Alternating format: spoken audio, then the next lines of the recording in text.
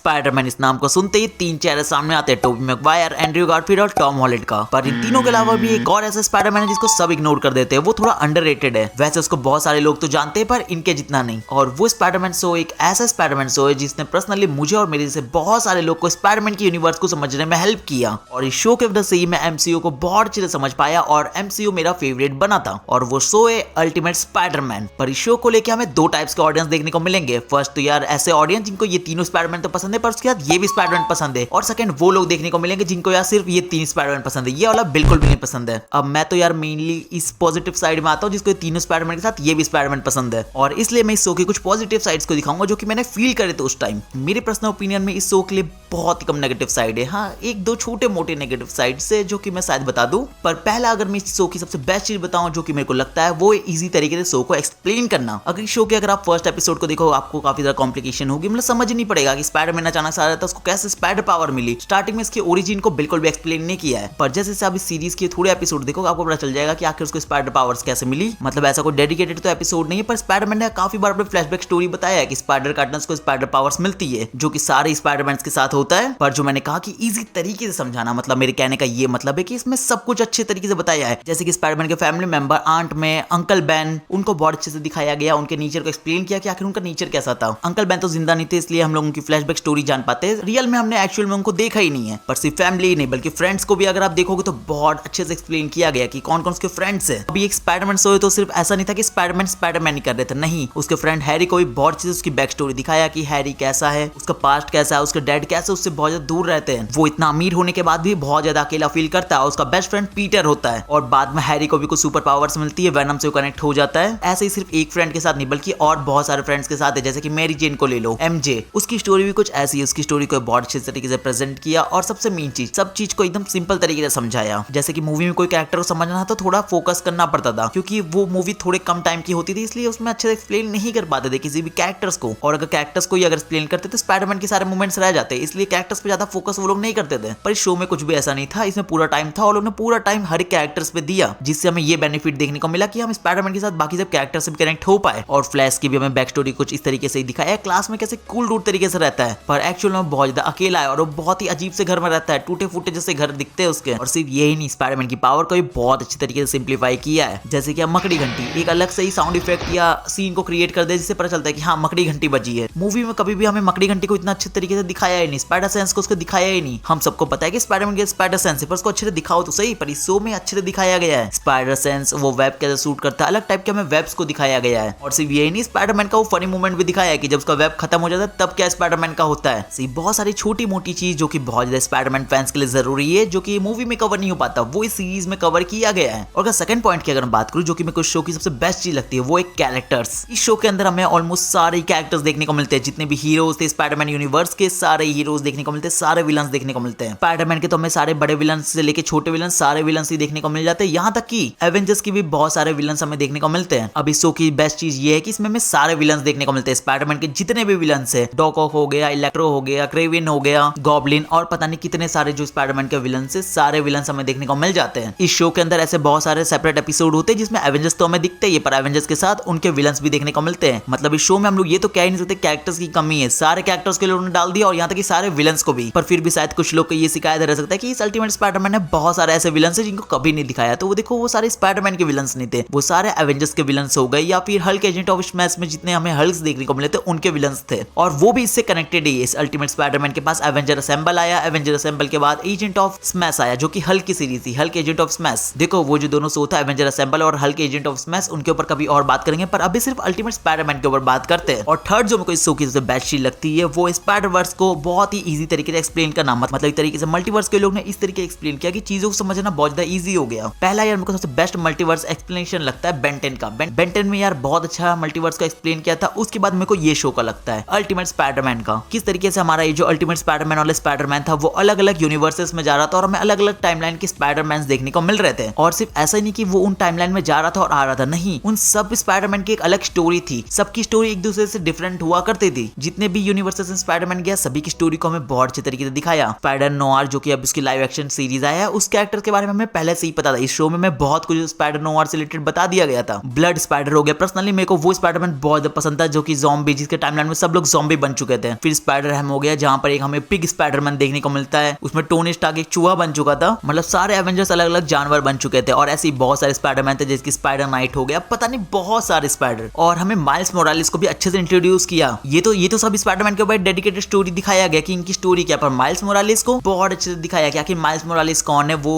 Spiderman है, वो मतलब पीटर पार्कर नहीं है, वो एक अलग कैरेक्टर है। इसलिए कभी अगर एमसीयू में अगर माइल्स को दिखाते हैं तो हमें शौक नहीं लगेगा कि ये कौन सा कैरेक्टर है, क्योंकि हम माइल्स को पहले से ही जानते हैं। क्योंकि यही वो पहला शो है जिसे मैंने माइल्स मोरालिस को देखा था। माइल्स के पास सारे स्पाइडरमैन से थोड़ी अलग पावर्स है वो, क्योंकि सिर्फ वो वेब्स को शूट नहीं कर सकता, उसके बाद कैमोफ्लेज की पावर है, इनविजिबल बन के वो किसी विलन से फाइट कर सकता है। सिंपल वर्ड से बताऊं, जब मैं छोटा हुआ करता रहा और जब उस शो को देखता रहा, उसमें मेरे को मल्टीवर्स को समझना बहुत ज्यादा ईजी हो गया था। वो सिर्फ इस शो की वजह से ही था। लोकी आने से पहले हमने मल्टीवर्स को इस शो में देख लिया था। और फोर्थ जो इस शो की सबसे मेरे को बेस्ट लगता है, फोर्थ वॉल ब्रेक। और ये चीज बहुत लोगों को बिल्कुल भी नहीं पसंद है और बहुत लोगों को बहुत ज्यादा पसंद है। देखो, इस शो से रिलेटेड एक पॉइंट मैंने सबसे ज्यादा जो नोटिस किया, जो कि रेडिट वगैरह में, कि लोगों को फोर्थ वॉल ब्रेक बिल्कुल नहीं पसंद था। उनको लग रहा था ये डेडपुल की कॉपी कर रहा है, क्योंकि वो नहीं चाहते थे उनका जो आइकॉनिक कैरेक्टर है वैसा ही कुछ पावर्स स्पाइडरमैन के पास भी हो, कि वो ऑडियंस से टॉक कर सके। बस सिर्फ इस वजह से लोग इस शो को पसंद नहीं करते थे कुछ लोग। अगर मैं पर्सनल ओपिनियन बताऊं तो मेरे को ये बहुत ज्यादा पसंद था। जैसे स्पाइडरमैन फोर्थ वॉल ब्रेक करता था और हमसे बात करता था, भाई बहुत मजा आता था। मतलब अलग ही फील आती थी। बहुत टाइम ऐसा होता था कि जो मैं सोच रहा हूँ वो वही बोल रहा है, उसका ही आंसर कर रहा है वो। इसलिए मैं अगर अपना ओपिनियन बताऊं तो पर्सनली मुझे ये चीज बहुत पसंद था। आप भी कमेंट में बताना कि आपको ये पसंद था कि नहीं पसंद था। इसलिए ये जो पॉइंट था इसको मैंने पॉजिटिव साइड में लिया। अब जिसको ये शो नहीं पसंद होगा वो उसको नेगेटिव साइड में ले सकता है। उसके बाद जो नेक्स्ट पॉइंट था जिस वजह से मेरे को ये शो पसंद था, वो था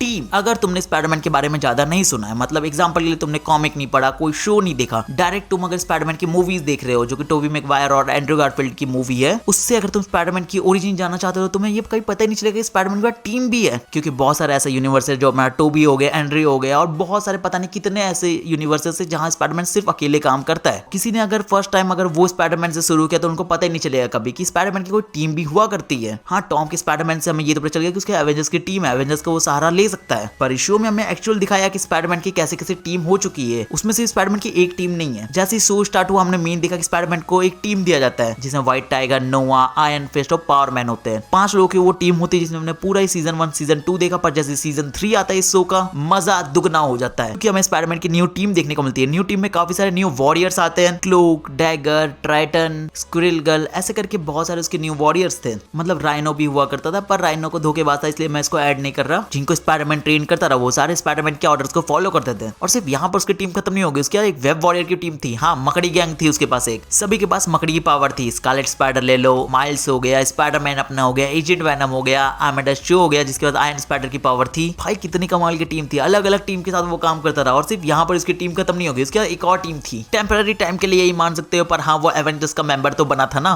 एवेंजर्स भी उसकी एक टीम बन चुकी थी, जिसको बाद में लीव कर देता है। पर हाँ, एवेंजर्स भी उसके कहीं ना कहीं टीममेट तो है ही। सारे एवेंजर्स उसकी दोस्ती अच्छी खासी हो गई है, जो कि सबसे बेस्ट चीज था इस शो का। और सिर्फ यही पॉइंट्स नहीं थे, अगर मैं कुछ अगर छोटे मोटे पॉइंट्स की बात करूं तो एनिमेशन को ले लो। इस शो का एनिमेशन मेरे को बहुत बेस्ट लगता था। पता नहीं इस शो को देखने के बाद मेरे को क्यों बेंटन एलियन फोर्स की याद आती थी। बेंटन एलियन फोर्स मेरे को कुछ इस तरीके का ही लगता था। दोनों का मेरे को एनिमेशन सेम लगता रहा, दोनों एक तरीके से मेरे फेवरेट शो के लिस्ट में आते थे। और सिर्फ एनिमेशन ही बेस्ट नहीं था, इसके मेरे को डायलॉग्स भी काफी अच्छे थे। स्पाइडरमैन के जो फनी जोक्स होते थे वो हो गया, और काफी बार जो सीरियस तरीके से हम स्पाइडरमैन को देखते थे, जब इस शो के अंदर स्पाइडरमैन सीरियस होता था, किसी बड़े विलन से फाइट करते हो, तब वो भाई वो क्या कमाल का सीन लगता था। ये तो यार चीज मेरे को आप लोग कमेंट से बताना कि जिसने इस शो को पूरा एंड तक देखा है, कि जब स्पाइडरमैन सीरियस मोड में जाता रहा, उसके सारे टीममेट्स खतरे में, मतलब वो कुछ भी नहीं कर पाता, तब स्पाइडरमैन जब सीरियस मोड में जाता तब कैसा लगता था, कमाल का फीलिंग आता था कि नहीं आता था। देखो स्पाइडरमैन के हमें ये तो पर्सनालिटी के बारे में सभी को पता है, नो किल रूल के बारे में, पर इस शो में बहुत अच्छे तरीके से दिखाया। वो बहुत ही खतरनाक विलन्स को रोकता है, पर अपने उस रूल को कभी नहीं तोड़ा उसने। और अगर कोई विलन अगर थोड़ा सुधरने का ट्राई करता है, सबको सेकंड चांस देता है। राइनो को तो पता नहीं कितने बार चांस दे दिया उसने, और यहाँ तक कि उसने डॉग ऑफ को भी चांस दिया था। सोच रहे इतने बड़े विलन को उसने सेकंड चांस दिया। मतलब इतने सारे चीज का कॉम्बिनेशन हमें एक पैकेज देखने को मिलता है ये शो, और इसलिए मेरे को ये थोड़ा अंडररेटेड और मेरा फेवरेट स्पाइडरमैन ही बन जाता है। क्योंकि एक बार सोचे देखो, इतना कुछ किस स्पाइडरमैन मूवी में देखने को मिला है। टॉम हॉलैंड की तो इतनी सारी मूवी आ गई, पर मुश्किल से यार हमने कुछ विलन्स को ही देखा है। हाँ मैं जानता हूँ मूवीज थोड़ा अलग चीज में चला गया, सीरीज अलग में चला गया, पर फिर भी यार ये सीरीज एक बेस्ट स्पाइडरमैन की सीरीज तो है ही। अब ये मेरे पूरा बचपन का ओपिनियन था, जब तक मैंने इस शो को देखा ये मेरे को सारे पॉजिटिव साइड लगते थे। पर जैसे ही मैंने मार्वल की मूवीज देखा, मतलब जितने भी स्पाइडरमैन की मूवीज है, जब मैंने एक एक करके सारी मूवीज को देखा,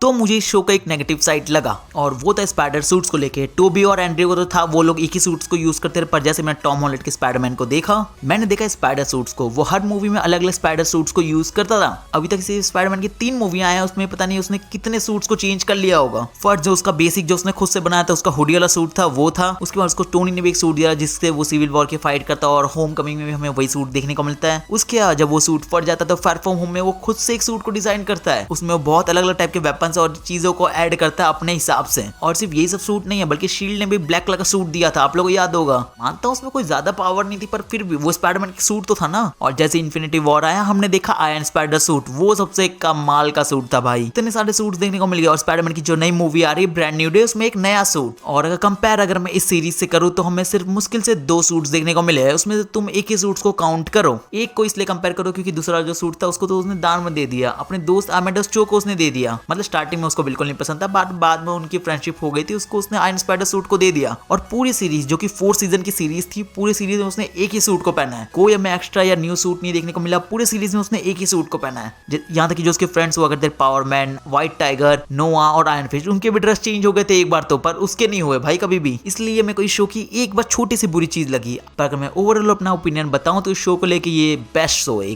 कमेंट्स में आप लोग भी अपना ओपिनियन बताना कि आप लोग ने इस शो को देखा है कि नहीं, और अगर देखा है तो आपको इस शो कैसा लगता है और सबसे बेस्ट इस शो की क्या चीज आपको लगती है, कमेंट्स में जरूर बताना। और मुझे कमेंट्स में एक और चीज जानना है कि क्या आप लोग मेरे जैसा ही हो जिसको अल्टीमेट स्पाइडरमैन की वजह से ये एमसीयू बहुत अच्छे से समझ आया। जो भी आप मेरे जैसे ऐसे लोग हैं वो लोग भी मेरे को बताना है कि आप लोग को इस शो की वजह से ही समझ आया। वैसे तो और भी 2 शो का इनमें इन्वॉल्वमेंट था जिसकी वजह से मेरे को एमसीयू बहुत ज्यादा क्लियर हुआ था। एवेंजर असेंबल और हल्क एजेंट ऑफ स्मैश। अगर इस पे भी आप डेडिकेटेड वीडियो बोलोगे तो मैं इस पे भी एक ऐसी डेडिकेटेड वीडियो बनाऊंगा। उसको किसी और डेडिकेटेड वीडियो में अच्छे से बात करें, क्योंकि इस वीडियो में बात करा तो वीडियो और बड़ी हो जाएगी। इसलिए इस वीडियो को सिर्फ यहीं पर एंड कर देते हैं। देखो वो वीडियो तो आती रहेगी, पर तब तक आप लोग अपना काम कर देना, वीडियो को लाइक करके चैनल को सब्सक्राइब कर देना। मैं मिलता हूँ अगले वीडियो में। Bye bye guys.